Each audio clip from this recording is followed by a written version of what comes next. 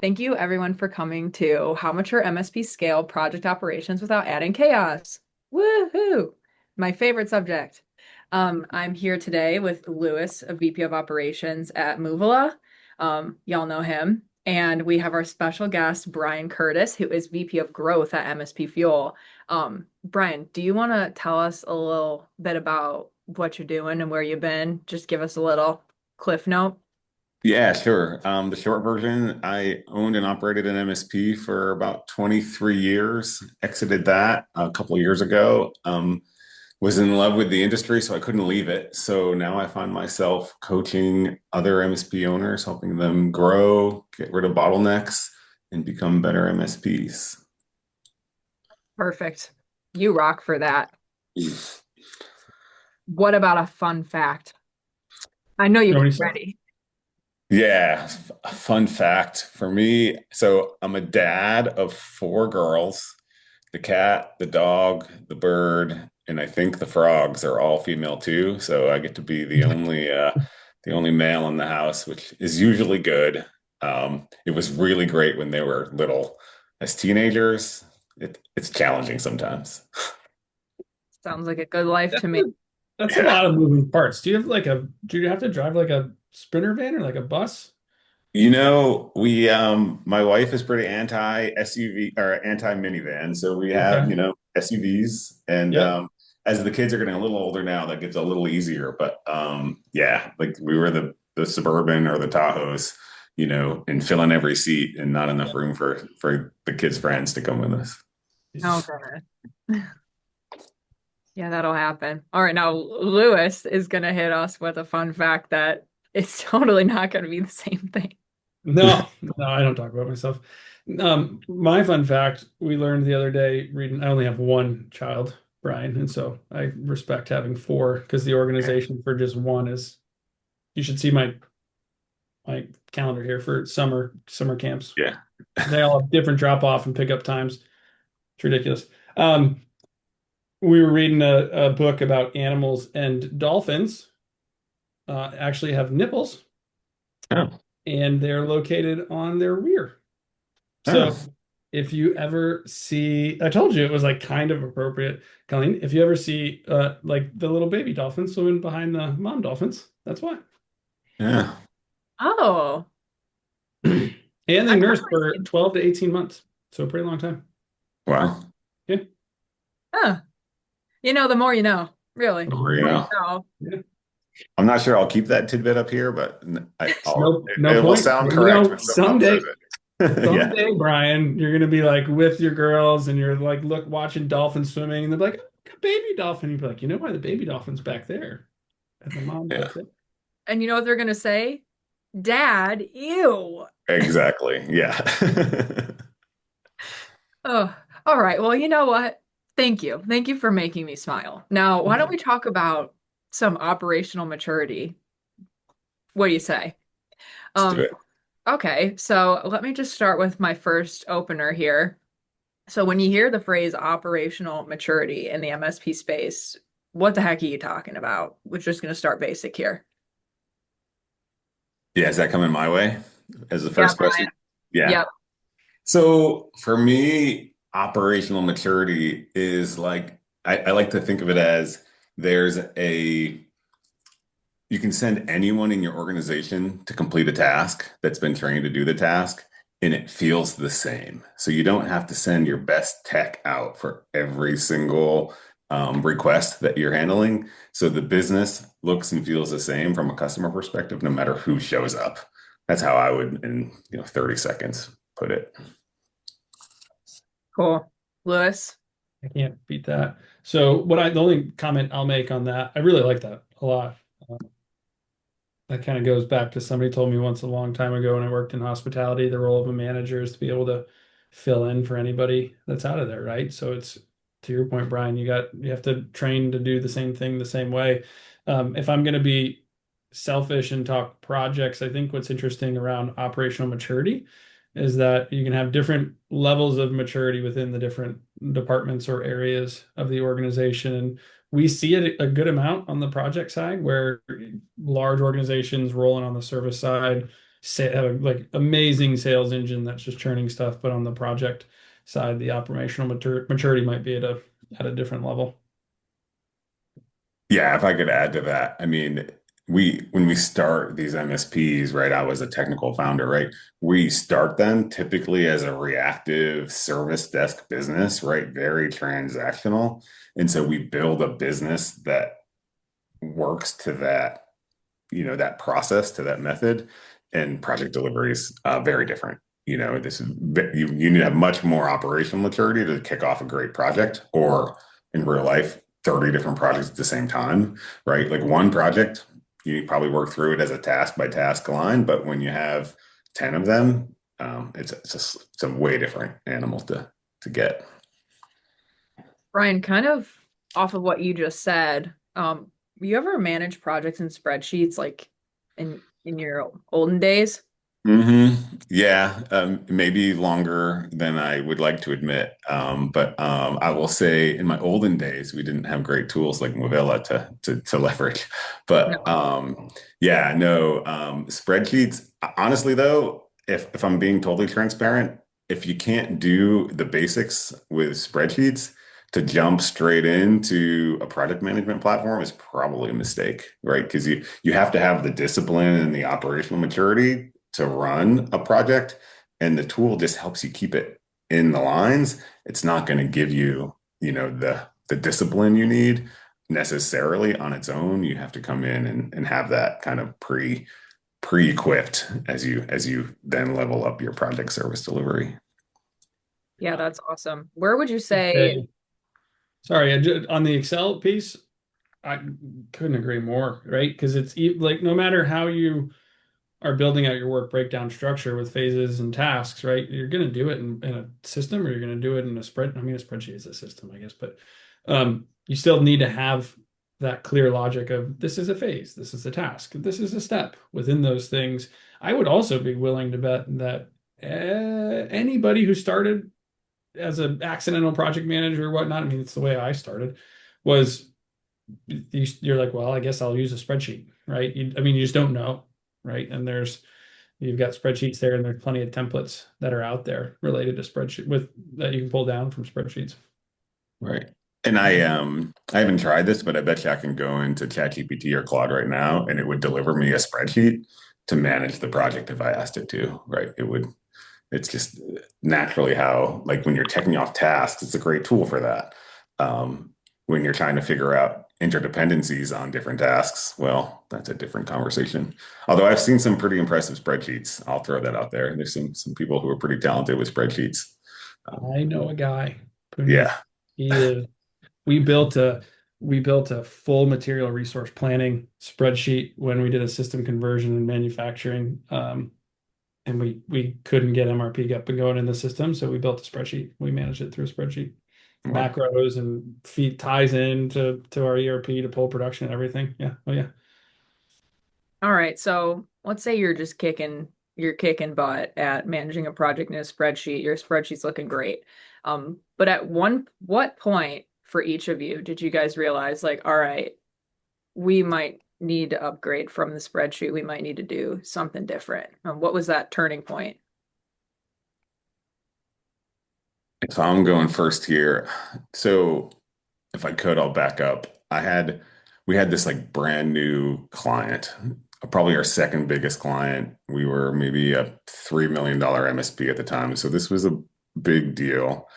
And they dropped on us that all the firewalls in their 5 locations were owned by the previous MSP, and they had to come out in 30 days, or it was going to be this big financial problem for them. And the old company wasn't being super nice.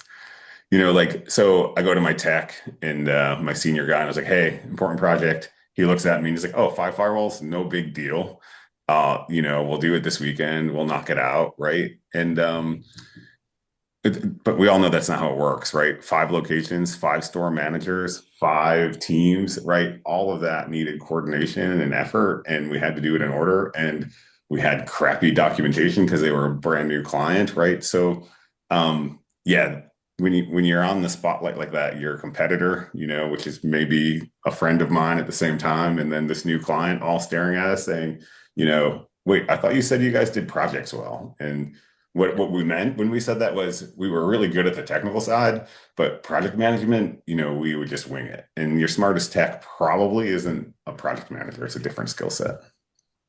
Mm, Yeah, I found that there's always some sort of inflection point like that, right? Like to your earlier point, Brian, yeah, you can do one out of a spreadsheet, no worries, but then you get like four or five, and depending on the complexity, right, and size of those four or five, there's a lot of variables, but you always hit a point, and you're kind of like, there's gotta be a better way for me to do this. My personal point was back in the manufacturing world, and we'd gotten to that point we were installing, big CapEx lines, a lot of automation, and learned like first couple, I had no idea what we were doing, then finally got to the point, and then on a later project, I'd ask like, well, who's in charge to our vendor, who's in charge of managing this project? And they were like, nobody. You guys opted out of paying for that. And I was like, what? That should just be included in on it. And I had somebody that was nice enough to not be a total jerk and be like, no, that takes hours and somebody's checking on all these things and lined out what it takes. And for me at that point, I was like, oh, there's actually a real way to do this and where that benefit is. And I'll tell you what, when you're installing a $10 million plus line and you have a project manager versus you don't have a project manager, the end result and how long it takes you to get up and going is very different. And when you pay for it and you can get sales running off that line the day after it's installed because you've done all the qualifications the right way, it pays for itself pretty quickly. Yeah, absolutely. Yeah. so it looks like we have a question, which, oh, you guys knew me, you know how much I love questions. Here it is.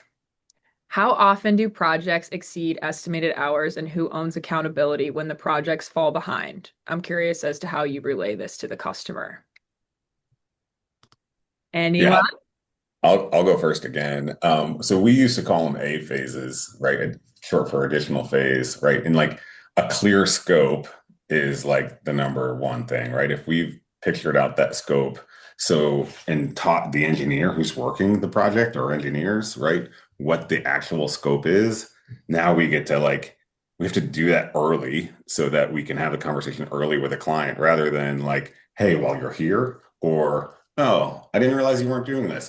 This needs to be done too, right? So like scope is the first answer, right? You have to dial that in. It has to be clear. It has to be concise. And it's easy to skip that part. And then there's sorry, what was the second half of that question? Totally got distracted. How do you relay this to the customer? Yeah, so early, right? Early and fast. And yeah, usually the project manager, right? If the scope is clear, it doesn't have to be a technical person saying, nope, you needed a zig instead of a zag, right? The Mm. project manager can do that early, quickly. And then if they want to keep going, you throw another estimate at it and you bill appropriately for it. That allows you to have the project bill on time and hopefully on schedule at the end. But I think Lewis probably has a better answer than I do on this one. No, I mean it's Great. you hit it. Like it starts at the beginning, right? There's a clear scope of what you're going to deliver and what that includes because when those things pop up, then you have something to show the customer like we agreed to this. This is not part of that. If there's not clarity on that, then it's a hard conversation no matter who has it. I would say that your point, Brian, about a project manager relaying that to the customer is really important, especially in scenarios when you've got technical resources that are kind of doing their own project management of those projects, and everybody has that happen to some degree, no matter what size organization. But a lot of times, those technical resources aren't comfortable having those conversations. Some people live for it, right? They like to have the hard conversations, but most people don't. So I think it's really important that your organization's super clear going into a project, like, all right, who's the primary on this, right? Not just the task, but the overall project. Who's the primary? Is it an account manager, salesperson, project manager, technical lead? And that person needs to be comfortable having those conversations. And you need to know your people and you need to say, I'm never going to make them have that because that is just going to make them unhappy. It's not going to go well with the customer. I don't want to put them in that situation. And those conversations, they're always hard. Brian's spot on though. The earlier you have them, the easier they are. When it's the day before or the day after the thing was due, that's not a it's not a fun one. There's two things that come to my mind when I think about that. Like we would build a culture of like high levels of customer service, especially on the service desk side, right? Over promise or under promise, over deliver, right? I almost said that backwards. Um, and so like when we train techs to be that, right, they just want to give everything away. And so teaching them the consequences of giving it away will sometimes give them a bigger picture. But culture around like being over the top customer service, but then when a customer says, "Hey, can I just have this thing for free? I really don't want to go through the process. I don't want to really redesign this thing." But we all know when we redesign a project midstream and we don't tell the project manager about it, and that's how we go over budget, right? And then ultimately, the customer suffers, the business suffers. There's no winner in that scenario. Yeah. And I think this all kind of ties back to as well what we were talking about earlier with spreadsheets or whatever system you're using, being able to have a structure and logic there to distribute your hours between that work so that as that thing's going along, we don't tell the project manager, we start to see an increase on this one piece of work within that project and those hours going up. That's your red flag to be like, hey, why is this going up? Why is this going over? They're like, oh yeah, well, we're doing X, Y, and Z. And you're like, whoa, whoa. And then, got to be able to have that detailed work breakdown structure to be able to catch those things as well. Yeah. Yeah. If you just got one big ticket, 100 hours, that happens in the middle, you're not catching that until you go, oh, we're over 100 hours, but we still have 25% of the agreed upon work. So, Yeah, absolutely. Right. So like, like this is maybe early days. Hopefully most MSPs are past this at this point, although I meet too many that aren't, but like getting your time entered real time or the day of, right? So like you're not helping your project manager if you enter your time at the end of the week, and then now you have 40 hours on a project on the wrong task or a different task and they thought you were way further ahead. Like it's a clear, quick time entry is critical in the right bucket, not just like to your point on a spreadsheet. There's a big bucket, and so now, like to play out this person's question, right? Like we had 100 hours, we're at 100 hours, but we just now figured out we're only halfway through the project. How do you go back to that client now and say, "I need you to pay for the additional work you asked for"? Because what was it? We don't even know, probably. yeah. And even if that project's T&M, that's still not a fun. You still have to have a conversation with them, be like, hey, we know we estimated 100 hours on this. We're actually going to be coming in at 150. That's a sizable chunk. Yeah. Right. And we talk about that too. I kind of laugh. Like we say projects are T&M, but I never had a project that I didn't look at the labor and say, "Oh my God, we were way off" when we did them T&M like that without early days. I should preface, right? I would always reduce those projects because we misestimated them. And we always felt bad going to the customer at the end and saying, "Yeah, it's twice as much," right? Like Yeah. it just doesn't work that way from a long-term relationship perspective. You have to adjust or scope it and quote it right from the beginning. That's the Yeah. key. Yeah. If I'm a customer and I'm getting a project delivered to me, what does it cost? When are you going to have it done? That's all I really care about. Right. Right. Well, what's the objective too? But like, even if it's T&M, I still need to have an estimate because I still need to budget that. Right. Yeah. Right. And it's important to be on budget. Even like coming in too little, like now you just look like you didn't know what you were quoting, right? So if I quoted 100 and I tell you it's done after 20 and I made a big deal out of a 100-hour project that didn't have to be that, like I don't look good that way either. So it's right, within 10% is ideal, right? Yeah. Yeah. Guys, if I had a nifty little segue to go from what you were just talking about into the next question I have on my mind, then I wish I had it, but I don't. So I'm just gonna hit you with the next one then. So what would you say are some of the early warning signs at an MSP where they start seeing they're outgrowing their current prod or they're outgrowing their current processes? I, I see a lot of MSPs like steal from other departments, right? So in our MSP Fuel OS, we really try to silo people into roles and structure into an MSP so they can get really great at certain functions in the MSP. But so like when the service desk gets overloaded and they go and steal from the pro services team, um, that's where I see it. Mm, Lewis. Yeah. Um, this is a really, really vague answer, but it's chaos, right? I mean, it's just you're not to Brian's point, like you're maybe like catching up at the end of the week, entering time at the end of the week.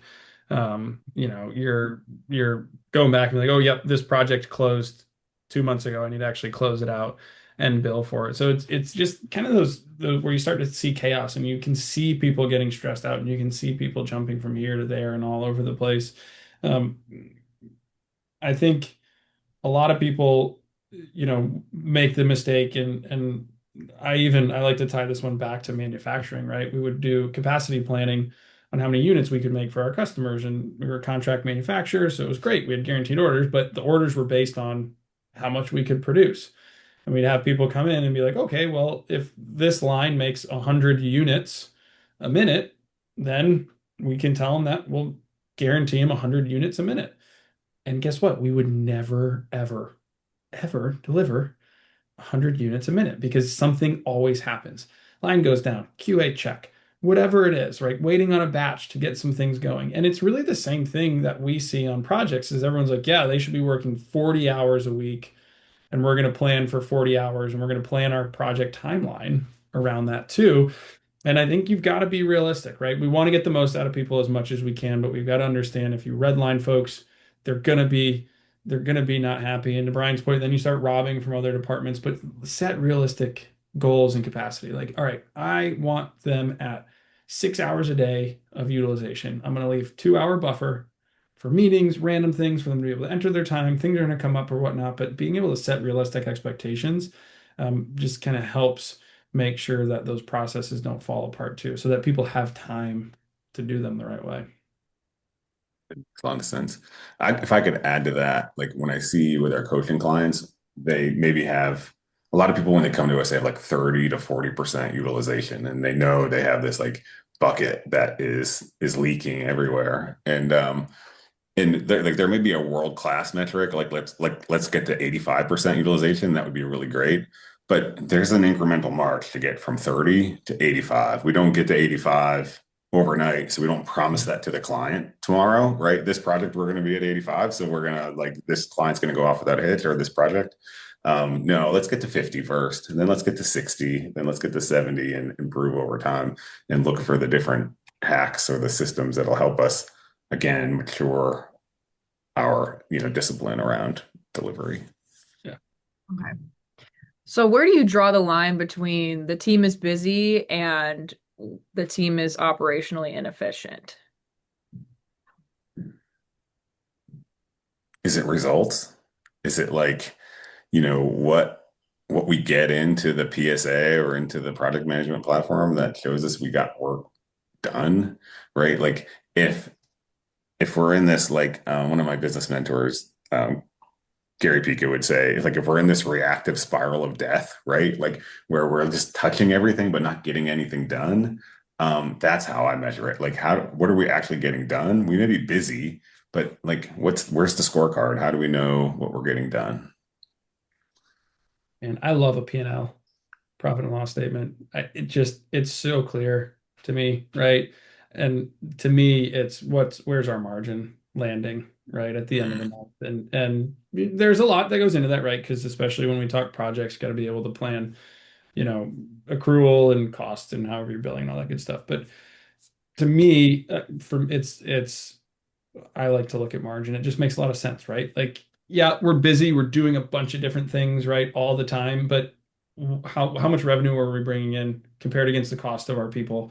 Where are we landing at the end of the month? Do we have a target, first of all? And then how are we tracking against that target? Guess what? We have another question. Mhm. Thank you, TJ.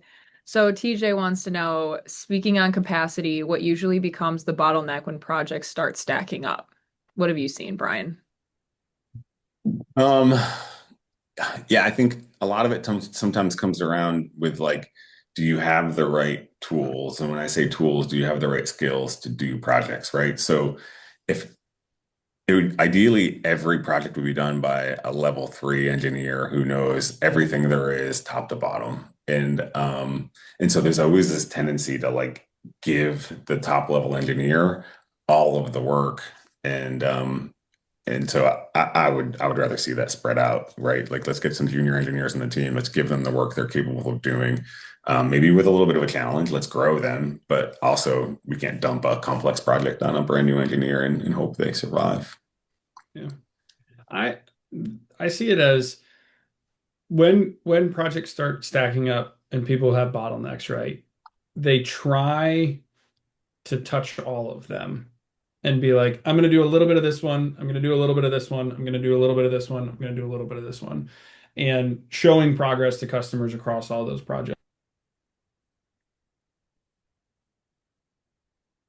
technical types of projects.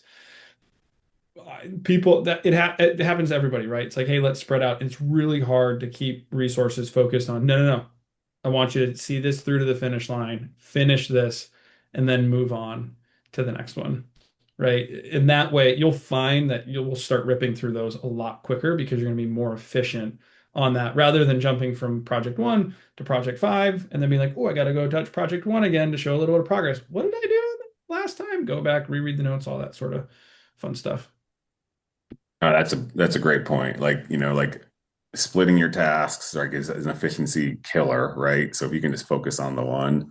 I was with my MSP, I was big into EOS at the time. And right, to have one or two objectives for the quarter, like was plenty. And we would get way more done than we would try to do 10 things all at once versus like, let's just do two things this quarter and we'd get them done. And then even slow down at the end of the quarter if they were done instead of trying to grab the next thing, right? And then we would have just have a rhythm. And yeah, I love that. That's a better answer. No, both great answers. So, something that I hear chatter about here and there is how it's just kind of a part of the industry to have insane fires in your project management. You kind of just deal and suck it up. Why do you think so many MSPs accept that as the norm? Do you ever see any trends about that, Brian, with your coaching?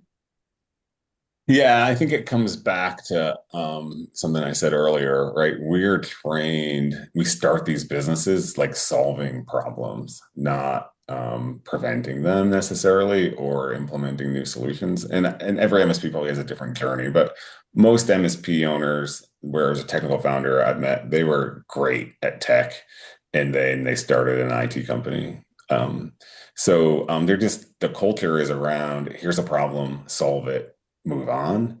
And projects are more complicated than that. They take a different level of discipline and a different skill set. Like if like most projects need people to do things, right? So when you think about a project manager, like in convincing someone who doesn't work for you to do something, is a unique skill. And on the technical side, like beating a server into submission or getting it racked and just putting in the hard work, like there's no one stopping you. You might come into a technical delay, right? And then everyone's like, "Oh yeah, that really stinks. That happens." Like, and they give you some leeway.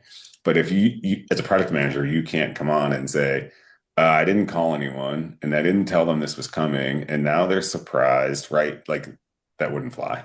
So it's a skill set and something to be easily learned, or adding the right person to the bus.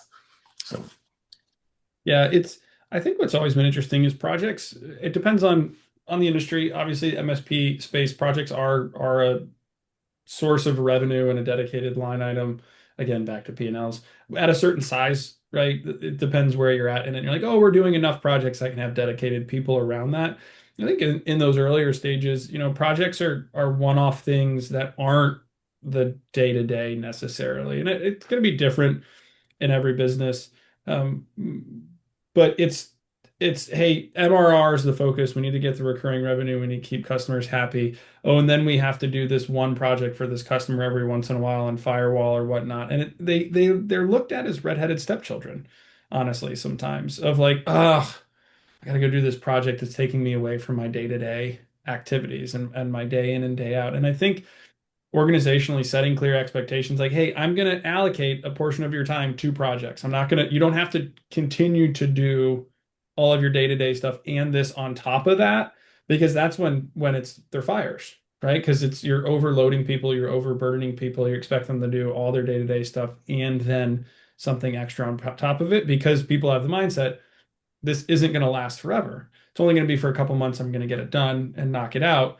So I think that's where the fire comes in, and it's not MSP specific. It's the same was the same stuff for us in manufacturing, right? We'd be like, hey, we're gonna get the line, we're gonna install it. I'm gonna go have my maintenance guys that are responsible for keeping the existing lines running, install this one at the same time. Those guys were mad at me every single time. They're like, are you kidding me? Now I gotta stay late because that line went down and I gotta change out stuff over there. Like, you've got to understand that it is actual work, right? And thankfully on the MSP side, if you're doing it the right way, you can bill for it. I would add, like in our program, we have a target of we target 30% of non-recurring revenue, so project revenue, against how much monthly recurring revenue they have. So round numbers, if they have $100,000 of MRR, we want them to have $30,000 a month of project revenue. Yeah. And that's labor only, not talking about hardware or anything like that, right? So when you think about an MSP that we'll use a $100,000 number, like $30,000 a month takes at least one dedicated person, Mhm. right? So like rather than trying to steal them from different seats and somewhere else, like let's give that person a dedicated role and they can really, hone in on making projects great. And the beauty of project revenue is it really goes right to the bottom line. Like it's a high margin, highly profitable thing. And what I see a lot of MSP decision makers do is they're so worried about how much MRR they have that they give away these projects or they underbid them because they're afraid their client's going to think poorly of them. And then you underbid it, so then you don't put enough time into it. So now you're behind schedule. You're working late nights. You're burning out your techs, and it's like this like doom loop that occurs. Whereas most what I found when we started billing the right price for projects, because we just kept charging more and more because we were never charging enough in the early days, was when we started charging enough and we were uncomfortable with the number, but we delivered it anyway, the client had more confidence we could deliver it. A, because we're billing for a project manager in the project, and we're not really making that optional, to your point earlier, right? A project manager is important to this. And we have overhead, we have tools costs, and we have smart engineers that cost money, and we're charging the right price. They were way happier with us charging the right price than they were when we used to discount it heavily or think, well, that'll only take 20 hours. And all we would think about is the technical time and not think about the coordination time or the time it takes to record the project and keep good notes and documentation and all of those things that go into that. Yeah. I love that you mentioned there's a target on it, right? Of, hey, you're at 30%. And to your point, at 30K a month, at, most people somewhere around 200 bucks an hour these days, what they're billing clients at, like it's 150 hours a month. That's Right. 47 and a half hours per week, right? Per that's one person to your point, Brian. And to have the number, and then you can plan around that number and you go, okay, sales, lead times 6 weeks. Need to be selling 2 months out ahead. I need you selling at least 150 hours a month, right? And Right. that way I've got a dedicated resource towards that. I'm going to plan them for all project work, or I'm going to split that load and do 10, 10, 10 across three different people, and they're going to do some project work. But just having a target, geez. Right. Yeah, and that small Oh, MSP that's billing yeah. 30 and dropping 20 grand of that to the bottom line to your margin conversation, right? Now you get to have a lot more conversations around how to grow the business. You have money for SG&A, you can hire the right salespeople, you can hire the right account managers. You gotta that margin is to fund other parts of the business so you can keep growing it and not be stuck. Yeah. Yeah. So as you're taking on more team members and you're training people, how can an MSP grow without creating a communication overload? Well, that's the million-dollar question. Yeah.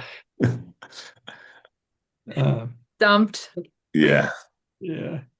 I guess I mentioned this. I was a big EOS fan, but it's about structured communication and painting a picture from a communication perspective. So, for us, we had this saying. So someone told me once, someone has to hear something 7 times before they know it.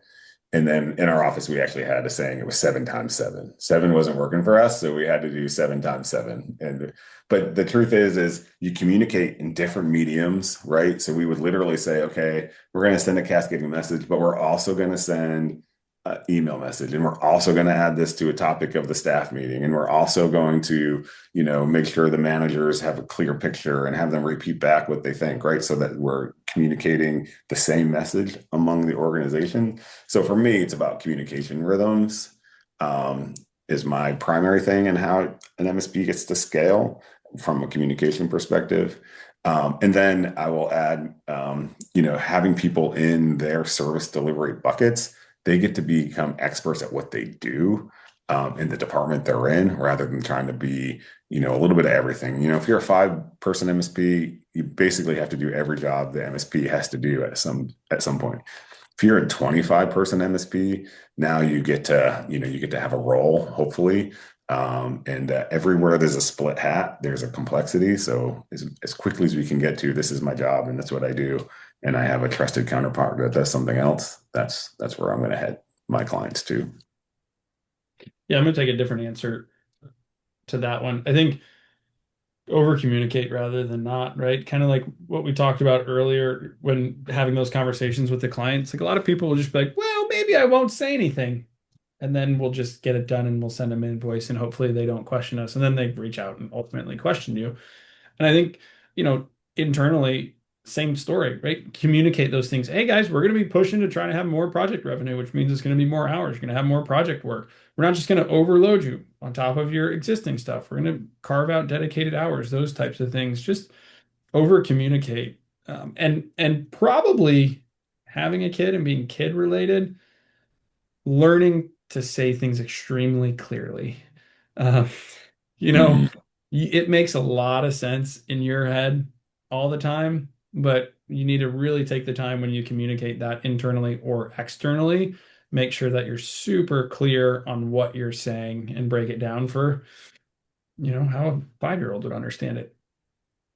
Yeah, I actually learned this from a marriage therapist, but like, Yeah. share the picture in your mind of what you expect, right? When you think about how do I describe the picture of what I'm envisioning, you can be Yeah. more detailed and really encapsulate everything versus, like, we want to sell more project revenue, right? That could mean a lot of different Sure. things. Like, so how are we going to sell more project revenue? Well, I envision the sales team to have a new quota around service revenue. I want to see an 8-week long backlog, because if it gets shorter than that, then we have stops and starts and maybe delays in projects, right? So like to really paint that picture, versus let's sell more project revenue. Yeah. I'll give one from our counselor. She says, say what you mean what you say, and don't say it mean. Yeah, there you go. Yeah. Right? Like if you're going to communicate it, believe in it, right? Right, And be super clear about it. And then just don't be a jerk about it. right. Colleen, you froze. I But ever need I will say marriage you counsel froze. advice. You froze with a smile. So it was a good freeze that you had there. That was the perfect phrase you had there. You were Yeah. just It like wasn't the like an eyes movie closed star freeze smile. It was like perfect. that. It was with a big, big wide smile. All this time I thought Lewis was the one freezing, but it's me. Oh, Yeah. great. Okay, well, I would like to talk back about how you two were talking about adding people to the team. When do you know when it's time? And when do you know if that's a good idea versus not a good idea to add more people to your team to become more efficient? Yeah, for me, it's all about tracking metrics and looking at trends over time, right? Because we certainly, this to keep margin, we don't want to staff to our worst case scenario because we had a peak and we had a big project, or like Windows 10 end of life and we had to Yeah. replace a bunch of equipment, right? That was a short-term bump for a lot of MSPs. So for me, it's about tracking the metrics. Leading indicators, is where I wanna look at, like, how utilized are we? are we hitting the targets we have to have, and what's the backlog? Is the backlog growing? I for me to tell a client we had a 8 week delay on when we could start a project was okay. But the truth is, when they heard 12 weeks, they lost their mind, right? So, like, and it's not that big of a difference, right? 8 to 12 in my mind isn't like really a big deal. But from a project perspective, it's, like at some point we need to operate as fast as our clients need us to operate. We also have to worry about margin and keep those things in line. And just because we get a new client doesn't mean we have to hire someone. Hiring people makes the business more complicated at every level. Less complicated when you hire, 100 from 99 versus 10 to 11, but you still complicate the business. Every new body, every new mouth to feed, every new family to worry about. Yeah. You gotta have some sort of plan. Just Yeah. you can't just be like, feels like we need another person, right? Like if your team comes to you and say, we need another person, you say, okay, show me why you need another person. To Brian's point, is there enough work in the backlog for you to justify the work for that other person? And it's got to be a plan. You got to understand your timelines, right? Again, if there's a sales cycle and it's going to take, we're going to hire a salesperson first and know it's going to take 90 days before they actually start selling anything. And then they're selling things and the lead time to sell is 30 days. And then it's another 8 weeks to Brian's point to get started. Like you're already at 6 months before you have more project work to have an engineer. So you hire an engineer at month 5, give them a month of training, get them up and going, right? So as best you can build a plan, but there's always going to be a little bit of risk around that, right? You're gonna, to Brian's point, like, all right, I've got another person in their entire family to worry about, right? So you've got to have as much information as you can to support that decision. But there, it's always a little bit of risk around that. I have this conversation a lot with especially new coaching clients. Um, Sometimes you don't need to hire someone, you need to fire a client.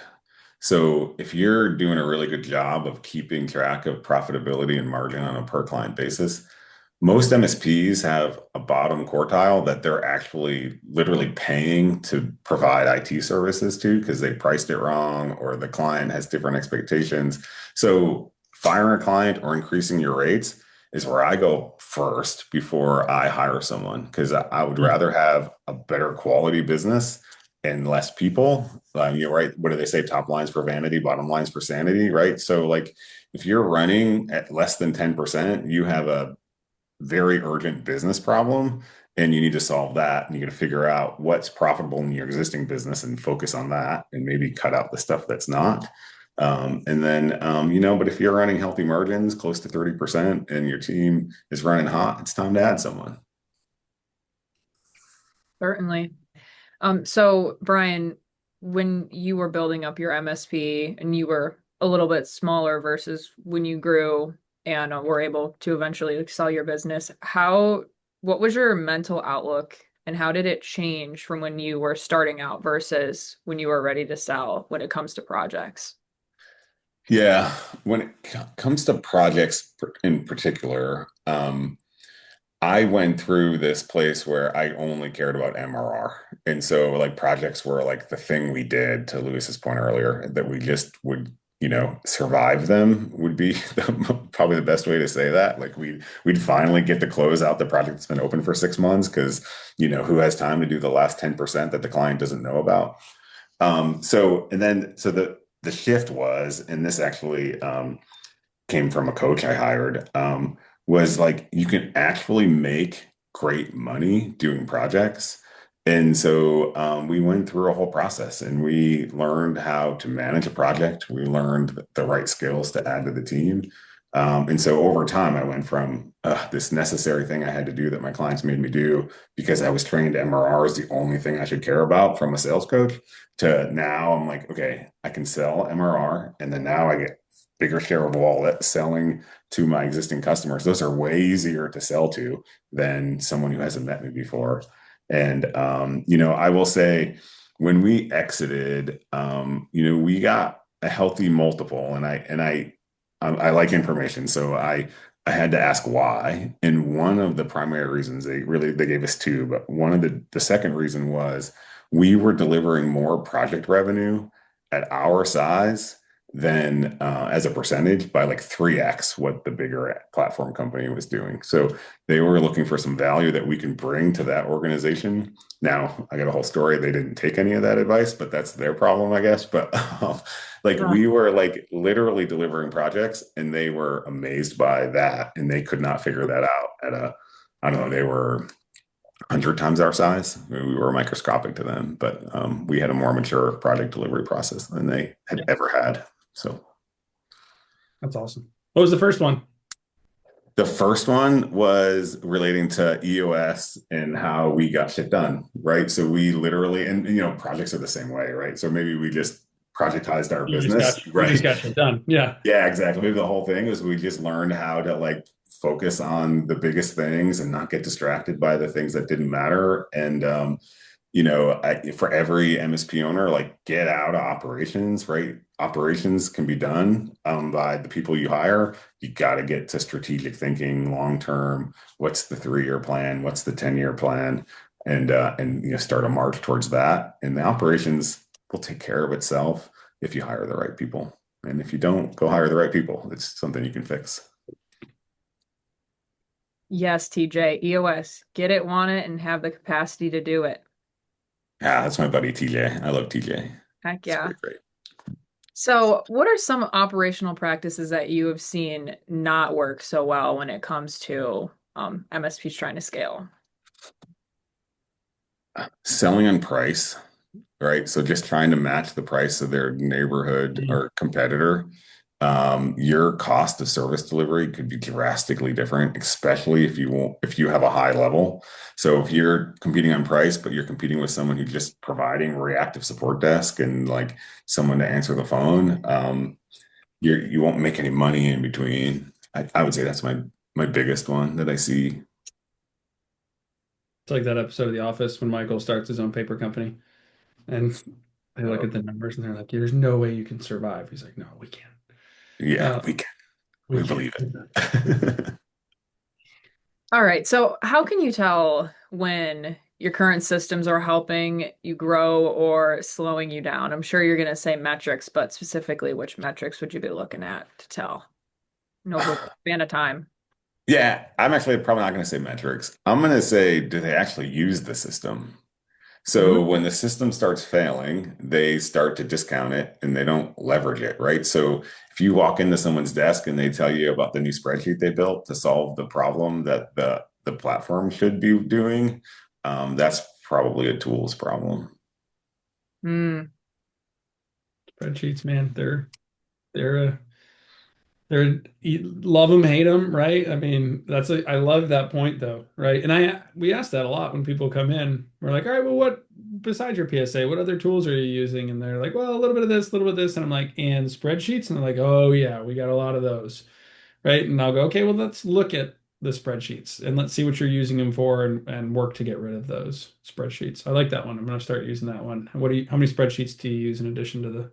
Right. And now maybe it's how many platforms have you vibe coded that kind of Yeah, work? yeah. Right. Yeah. That work, you know, a little bit. Like they do the one thing you designed them for, but they don't do the 10 other things that they need to do, which is where it gets tough. But Yeah. I know we're running short on time here, so if anyone does have more questions, pop them in now before it's too late. But my question I have is, Brian, have you ever tried to manage projects in a PSA? oh yeah. And when I say I tried, I told someone to. I didn't actually try because I didn't understand it by looking at it. Like I mean, a PSA, I just it doesn't it never made sense, you know. So we were yeah, I didn't use a lot of different PSAs. We were ConnectWise user the entire time we had PSA mostly, and we failed attempt somewhere else. But it didn't function the way my brain would think a project should function. So we quickly tried to buy different platforms, Microsoft Project back in the day, you know, different online platforms. None of them integrated. They were all troublesome until we found our place with Moovila for sure. But Oh, not to give you guys a pitch, but we thanks are for the here. plug. Yeah. Um, How would you say in just the quickest that you can give us, managing like your tickets and the PSA versus the project module was experience? Yeah, I mean, tickets were in front of us and active and we managed them. Projects would end up in this like abyss that we'd forget they were there. We didn't have rules set up, and I'm sure we could have done more to make that platform more successful. But it wasn't a skill set we really had at the time. So projects in a PSA really went there to die a slow death of unreported, metrics, and we don't know what's happening, no clear status by looking at them. And they were one project at a time versus all the projects. And like if we're delayed on this project, what is that effect on the next three? Like we didn't have any of that visibility when we were trying to use a PSA for that. Lewis, I know you probably have thoughts on this. You have a talk later. I was gonna say I gotta hold on mine for the next one later. Yeah, I mean it's PSAs are great at tickets. That's what they're for, right? And uh, a service ticket and a project are an entirely different thing, right? Projects are a series of complex work that's interconnected, and there's proven, long-standing methodologies and studies and all that stuff on how to manage those. So, and to Brian's point, right? There's a certain extent where you can make those things work, right? Then you get to the point where like I've got 20 or 25 or 30 or dedicated resources or these different types of things where you need that boost. And everybody's gonna have a little bit of a different process, and you just got to go out and be super clear on what you need to deliver your projects, right? Not just saying like I need a project management thing because there's a lot of project management things. Like what is it that you're trying to do? Are you trying to hit your project deliveries? Are you trying to manage your resource capacity? How are you managing your projects? Is it a cash flow thing? Is it a billing thing? So just being super clear on what exactly you're looking for, because project management and project tools can be just a broad general term as well too. Yeah, and Totally. I would add, if you don't have the project management discipline, like just buying a tool doesn't give you Right. the discipline. Right. Yeah. Yeah. Certainly true. Absolutely. Wow, fellas, I'm so sad, but we are out of time. Time flies. It was such a pleasure having you on with us, Brian. Thank you for your time very much. Everyone else, tune in next month. I will tell you what the next webinar subject or live stream subject is in the follow-up email, which will have the recording. So anyone who missed this, you will get the recording. Um, thank you, TJ. Appreciate your love and your questions. And otherwise, there will be a survey after this. If there are any subjects or any people that you want us to have on here, anything you want us to talk about, please let us know in the survey. And otherwise, you will be getting a recap email with this recording.